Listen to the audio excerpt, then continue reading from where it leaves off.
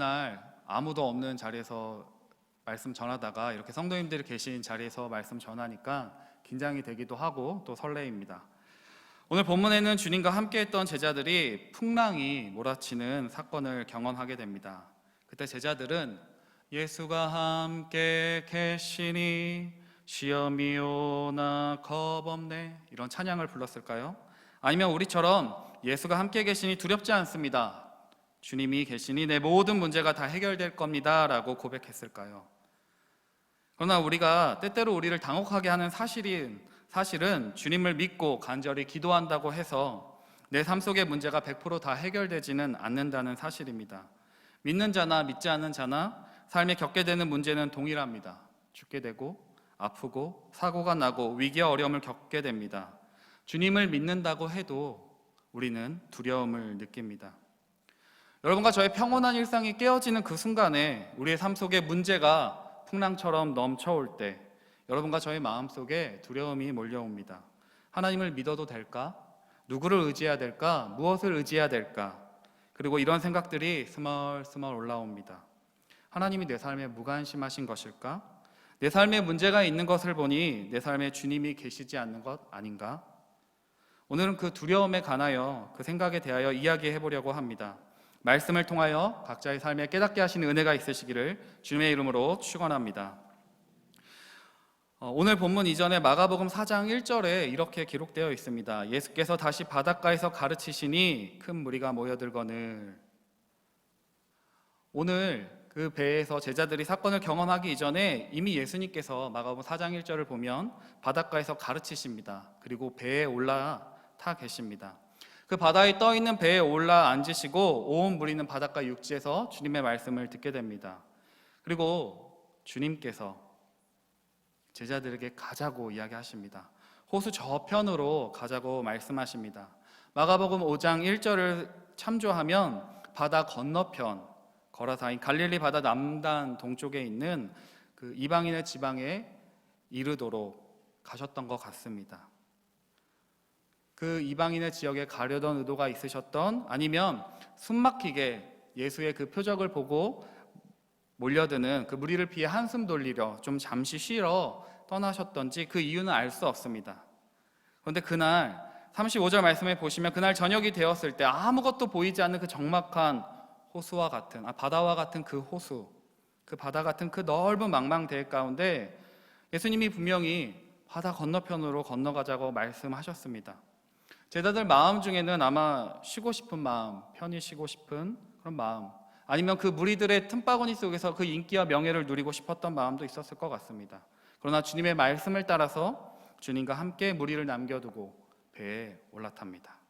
그래서 36절 말씀 보시면, 그래서 그 예수님의 제자들은 무리를 남겨두고 예수와 함께 그 넓은 그 고기 잡는 배에, 아마 그 당시 1세기의 고기잡이 배가 8.2m 길이에 넓이 2.3m 정도 되니까 지금 제가 서 있는 이 강대상이 넓이 정도 되는 그 배에 한 15명 정도 예수님과 그 제자들이 타고 바다 건너편으로 갔을 것 같습니다. 그런데 여기서 사건이 일어나게 됩니다. 37절 말씀에 그런데 큰 광풍이 일어나서, 광풍은 휘몰아치는 바람입니다. 그 휘몰아치는 바람에 손을 쓸 수가 없었다고 말합니다.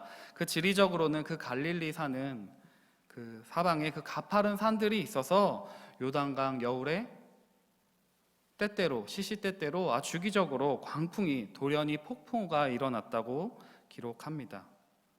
이때 배가 침몰될 위기에 빠집니다. 그냥 어딘가 무언가 붙잡을 줄이 있었던 것도 아니고 바다 한복판에, 아무것도 없는 바다 한복판에 날은 어둡고 도움의 손길을 구할 수 없는 상황이었습니다. 분명히 갈릴리 바다에 종종 일어나는 광풍이었습니다. 여러분, 예수님의 제자들이 어떠한 사람들입니까? 그 바닷가에서 고기잡이 배를 타고 그 광풍은 갑자기 일어난 게 아니라 종종 경험했던 것이었습니다.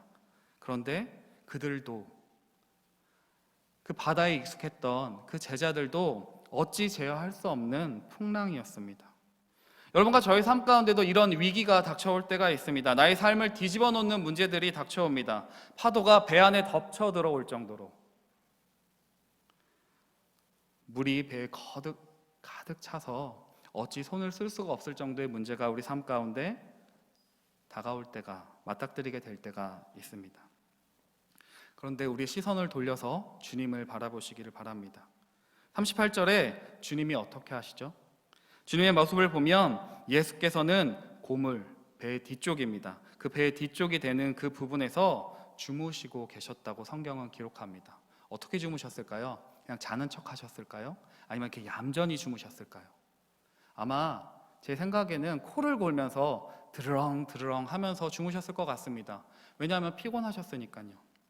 그 예수님께서 베개를 베고 주무시고 계셨습니다. 제자들은 난리가 나고 아우성 쳤습니다. 그런데 주님 너무나도 태평스럽게 주무십니다. 그냥 주무시는 척이 아니라 정말 리얼, 요즘 뭐 찐이라 그러죠. 찐, 정말 주님이 주무셨습니다. 폭풍우가 치는 동안에 잠을 주무시는 주님의 모습, 우리는 궁금해집니다. 그 평안히 잠을 주무시는 예수님의 모습이 하나님에 대한 신뢰를 나타내는 것일까요? 아니면 사역에 피곤하여 잠든 인간의 모습일까요?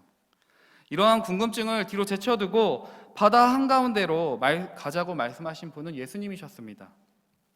하나님의 아들이라면, 정말로 신이라면 그쯤은 예상하셔야 되는 거 아닙니까? 따지고 싶어집니다.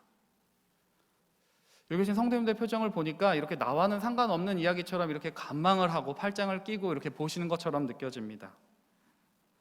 왜냐하면 우리는 이야기의 결말을 알기 때문입니다. 제자들이 믿음이 없어서 저렇게 허둥지둥 된다고 생각합니다. 마음 한구석에 난 저런 제자들과는 다르다고 하는 마음이 있으신 것은 아니십니까? 그러나 여러분과 저의 삶 가운데 실제로 그 바닥을 알 수 없는, 도움의 손길을 구할 수 없는, 앞이 보이지 않는 그 캄캄한 바다 한가운데 폭풍우를 막는 사람처럼 그런 문제 가운데 여러분과 제가 놓여 있다면, 잘 다니던 직장에서 갑자기 나가야 하는 그런 상황, 사업의 실패, 믿었던 사람들의 배신, 건강하던 가족의 갑작스러운 질병, 또 이웃과의 여러 가지 문제들 가운데 삶의 문제가 폭풍우처럼 휘몰아치는 순간에 나의 그 잔잔하던 평안하던 내 삶에 문제가 부딪혀 들어와 평안이 깨져지는 그 순간에 우리의 모습도 제자들의 모습과 별반 다르지 않을 것 같습니다. 제자들의 반응을 살펴보면 여러분과 저의 모습이 보입니다. 제자들이 예수를 깨우며 이렇게 이야기합니다. 선생님, 우리가 죽게 되었는데. 아무렇지도 않습니까? 선생님, 저희가 죽게 되었는데 주님은 아무렇지도 않으십니까? 도와달라고 부르짖습니다. 아니, 도와달라는 것을 넘어서 비난하는 그 어조를 가지고 주님께 막 부르짖습니다. 아, 주님이라면 이 정도 바람쯤은 예측하셔야 되는 거 아닙니까? 나에게 이런 것들 없어야 되는 거 아닙니까? 우리를 구원하셔야 되는 거 아닙니까? 고쳐달라고 부르짖습니다. 여러분과 저희가 문제를 맞닥뜨리게 될 때 주님께 우리는 다 부르짖습니다.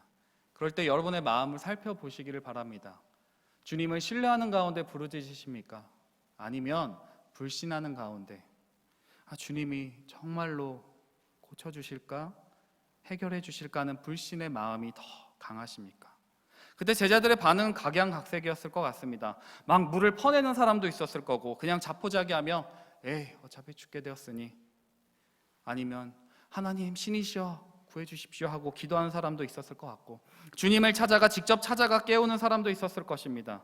그러나 그들이 비빌 언덕 붙잡아야 할 분은 당시 예수님 한 분밖에는 없었습니다. 만약에 다른 비빌 언덕이 있었다면, 다른 붙잡을 사람이 있었다면 어떻게 반응했었을까요? 그러나 각자의 모습, 그 제자들의 모습과 반응은 다 달랐겠지만 예수님을 향한 비난과 원망은 동일했을 것 같습니다. 그런 제자들을 향하여 주님이 이렇게 말씀하십니다. 40절 말씀입니다. 예수께서 그들에게 왜들 무서워하느냐? 아직도 믿음이 없느냐? 하고 말씀하셨습니다. 주님은 제자들을 꾸짖으십니다. 꾸짖으시는 이유는 그들의 두려움입니다. 그리고 그 두려움은 그들이 믿음이 없기 때문이라고 말씀하십니다. 강하게 책망하십니다. 너희가 어찌하여 왜들 무서워하느냐? 왜 두려워하느냐? 너희가 믿음이 없기 때문이다. 아직도 믿음이 없느냐 하고 꾸짖으십니다. 어떤 믿음이 없다는 말일까요? 우리는 그가 누구이기에 라는 이후에 나오는 제자들의 말을 통해 예수가 누구이신가에 대한 믿음이 없었음을 추측해 볼 수 있습니다. 제자들은 예수님과 함께 동고동락했습니다. 예수님의 그 사역과 기적과 능력을 보았습니다. 그러나 예수가 정말로 하나님의 아들이신지, 정말로 전지전능한 그 능력을 가지신 분인지 조금 믿었을 수도 있고 10%, 20% 퍼센테이지로 정확하게 알 수는 없지만 온전히 믿지는 못했던 것 같습니다. 그들은 함께 있었지만, 예수님과 함께 있었지만 여전히 주님에 대해서 온전히 알지 못했고 주님에 대해서 온전히 신뢰하지 못했습니다. 주님의 제자들은 생명에 대한, 삶에 대한 위협이 올 때 담대함을 갖고 주님을 찾아야 했습니다. 그러나 제자들의 반응을 살펴볼 때 그 마음 한구석에는 예수님에 대한, 예수님 정말로 하나님의 아들이라면, 그 능력을 가지신 분이라면 이런 문제점은 안 겪게 하셔야 되는 거 아닙니까? 하는 마음이 있었던 것 같습니다. 주님의 입장에서 나와 함께한 세월이 오래되지 않았느냐, 아직도 나를 모르겠느냐 하면서 제자들을 책망하셨습니다. 그러나 우리가 만약에 제자들의 입장이라면, 여러분과 제가 제자들의 입장이라면 억울할 것 같습니다. 눈앞에 풍랑이 보입니다. 아무도 나를 도와줄 밧줄도 사람도 보이지가 않습니다. 우리의 유일한 구원자 되실 그 밧줄과 같은 분은 배 뒤편에서 코를 골며 자고 있을 뿐입니다. 선생님, 우리가 빠져 죽게 되었는데 아무렇지도 않으십니까? 제자들이 먼저 바다 건너편으로 가자고 한 것도 아닙니다. 주님이 제자들에게 저편으로 건너가자 하셔서 생긴 일입니다. 그때 풍랑이 일어났으니 책임은 주님께 있는 거 아닙니까? 만약에 저라면 예수님께 서운할 것 같습니다. 화가 날 것 같습니다.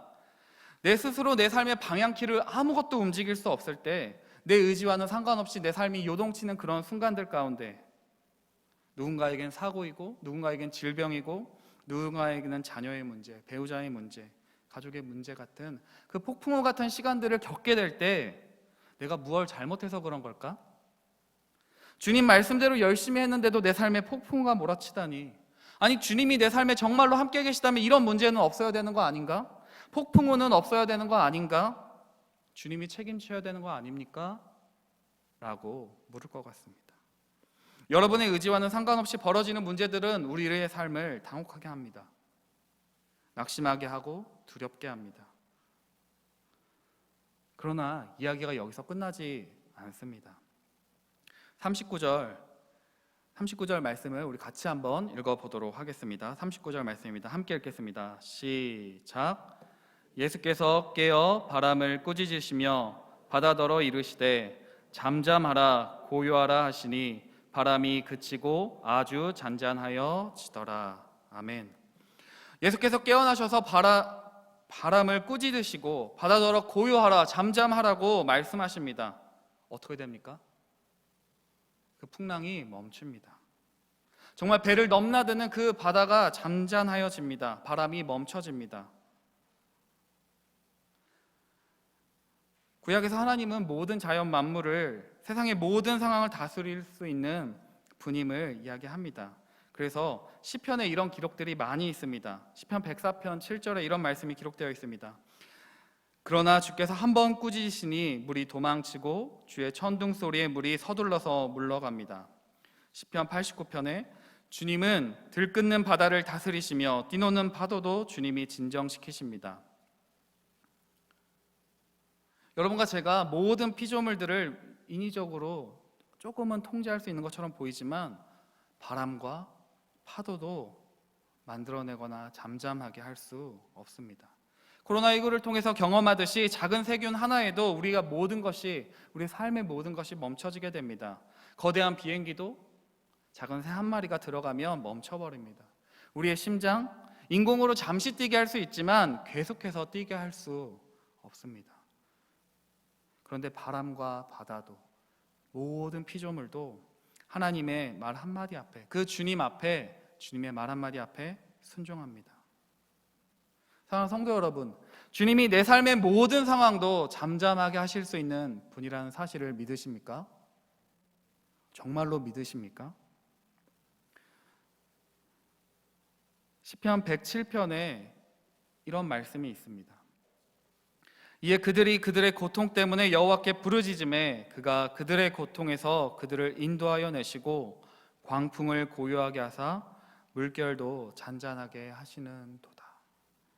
성경의 곳곳에 하나님이 그런 모든 바람과 풍랑도 하나님 잔잔하게 하실 수 있는 분이라고 이야기합니다. 하나님이 우리가 부르짖을 때 그 풍랑도 그 모든 문제도 잔잔하게 하실 수 있는 분이라고 계속해서 믿음의 선배들이 이야기합니다. 오늘 말씀은 그냥 제자들의 믿음 없음을 보여주거나 우리의 믿음 없음을 가르쳐 주시기 위한 예수님의 큰 그림이라고 덮어버릴 수 없습니다. 왜냐하면 우린 예수 그리스도를 처음 만난 자가 아니기 때문입니다. 제자들처럼 이미 예수님을 알았습니다. 함께 오랜 신앙생활을 하면서 예수님의 권능과 기적과 능력, 그 은혜를 경험했습니다. 그러나 위급한 순간이 닥쳐올 때 여러분과 저의 바닥이 드러납니다. 예수에 대한 믿음이 드러나게 됩니다. 모든 것이 평안하고 안정적일 때는 우리의 믿음이 좋은 것처럼 보입니다. 다 경건하고 거룩한 것처럼 보입니다. 그러나 정말로 위급한 순간이 닥쳐올 때, 풍랑이 내 삶을 깨트려 버릴 때, 풍랑이 내 삶에 찾아올 때 우리의 진짜 믿음이 드러나게 됩니다. 우리가 진짜로 의지하는 것이 무엇인지 알게 됩니다.